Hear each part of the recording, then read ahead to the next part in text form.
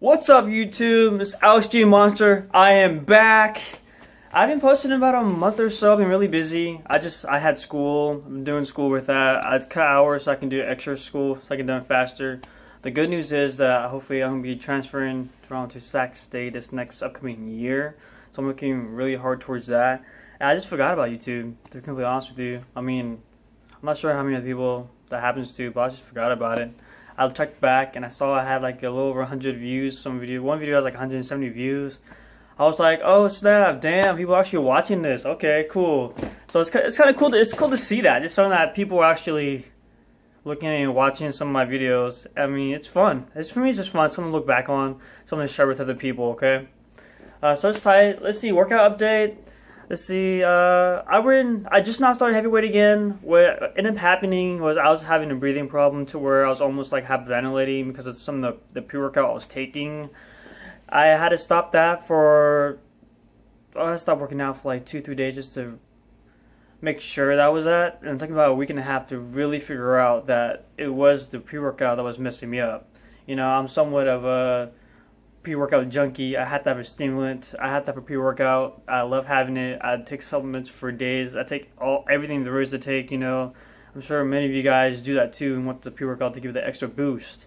So it's been kind of tough using it without it. Until I find a different brand for now. But I've been pushing it through just with my coffee. Coffee every day. And then I just push through with that for the caffeine through that.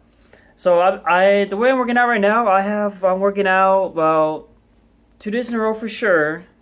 I take mostly 1 day off in between, sometimes 2 depending on how I'm feeling. I just not doing heavier weight again, so it is hurting a lot more. I am being a little more sore. But, I mean, it's all about the recovery, so this is kind of different. I'm so used to training just about every single day. So this is on my body to recover a little bit more, especially with the supplement use, so I can recover while I'm sleeping more. So I'm actually growing. I'm growing a little bit. It's been a week or so. I mean, I am getting a little bit thicker from my width and from my chest and my back and whatnot. It's kind of cool. If you want to see the updates, I keep my updates sometimes on Instagram. You can check that. I'll leave at the description below as well. Always on my Snapchat. A lot of times my daily updates are on my Snapchat, so follow that. I'll put that at the description below for you guys too, so you can check that out. Okay, topic discussion of the day is how to start better eating habits. I actually had a couple people ask me for the past like month actually to tell me they put out a video about what to eat and how to do it. I've just been discarding it. Okay, so better eating habits. When someone asks me that, the easiest way I tell people to do is start out with, let me see, how many times do you eat out a week? Cool. Well, let's cut that in half. Let's start making food at home. If you don't eat out at all, that's great. That's awesome. How much soda do you drink? Cool. Let's cut that out in half. Fill that up with water. You know what I mean? There's nothing wrong with having the guilty pleasures of the food, but the biggest problem is people don't know how to moderate it into where they binge out and they basically lose everything that they're gaining. They basically lose everything that they're working for. That's what people say. That's why I can't go on a diet, because then on my cheat day, I binge out. Well, don't think of it as a diet. It's more of a lifestyle change. You have to put 100% in the diet along with 100% in the workout. So what you gotta do is when people have that problem, I've done this. I've done it all the time. It helps a lot. I started a junk food cabinet. I'd be in my kitchen along with my other food. I have hot Cheetos. I have Sour Patch Kids. I have Oreo cookies. And I'm doing stuff now, to be honest with you. And it's just so. Sometimes it's more of just the fact that you can't have it is why you want it. And then when you have it bought, it is just sitting there in your kitchen or in your room. It's like, okay, well, I have it, I don't really want it anymore, so let's step back to my regimen. Or say, hey, I kind of want some, let me just satisfy the taste, have a couple cookies, have a couple bags of chips, or portion that out to where you know you're going to burn that off anyways along with the other calories and count that within your count it towards your calories, rather than one day of the week or a couple on the weekend, you're out there binging out and eating so much food. You know, that's just ridiculous, and that's one of the bigger problems. So that's one way to do it. Another way, I tell people, try to get in the habit, do it for about 3 weeks. If you can, meal prep is the easiest way. If not, then try to create food like the day before, like one day before, or maybe the day of, if you're really at that tight of a schedule. Just like the easiest way, I mean, anyways, from chicken, beef, seafood. I mean, a lot of fish right now. It's actually helped me a lot, keep me lean. It's a lot less body fat. higher in omega acids and having protein. I just get sick of chicken. I've got sick of beef, so I was switching up with some seafood. Some people say go pork. I've heard a lot of things that the pork doesn't digest right in your system. It's not the best for you, so I don't go the pork route.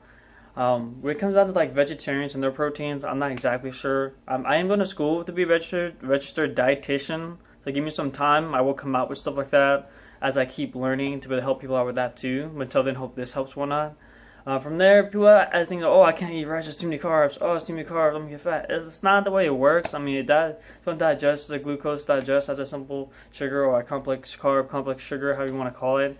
You just got the same thing as portion in it. So I say if you're eating say if you're eating rice all day long with all your meals, cut that in half.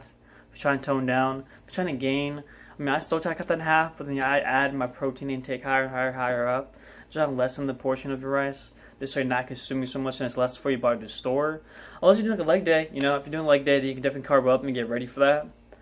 So make it a habit. Try for like 21 days, which is 3 weeks. If you can do that, you keep it in a good habit. You see the results and you become more addicted to eating right and doing it, right?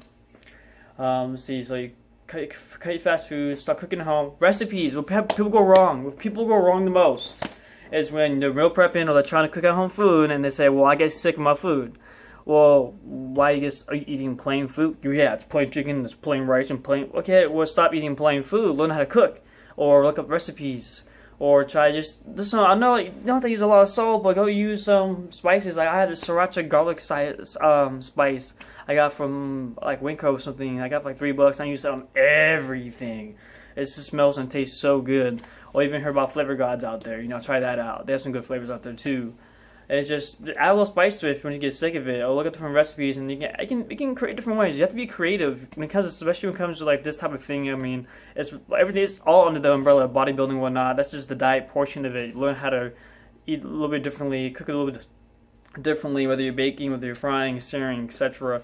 To add different flavors in there. And sometimes, if you know people can do plain. I mean, do what you gotta do, man. That's what you gotta do. I can't do that. I tried, man. It's disgusting. So I thought it was so much flavor in my thing. That's about it. So I mean, plain. You don't have to eat plain for 3 weeks. Cut the soda. Drink more water. Meal prep if you can. There's websites out there prep for you. You can actually pay them to prep the food for you. It's not that bad. It's like $6-7 a meal. But if you have the money for it, hey, it helps a lot.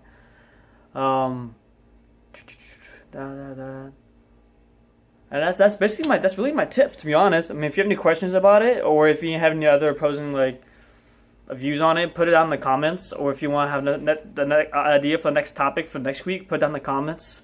Just know that all I can do at the end is give you advice. Just know it's up to you. I have a speech problem. Okay, oh well. It's up to you to have the determination to do it. It's up to you to have the willpower and the discipline to actually get where you want to be and follow to get your results. Okay, peace out.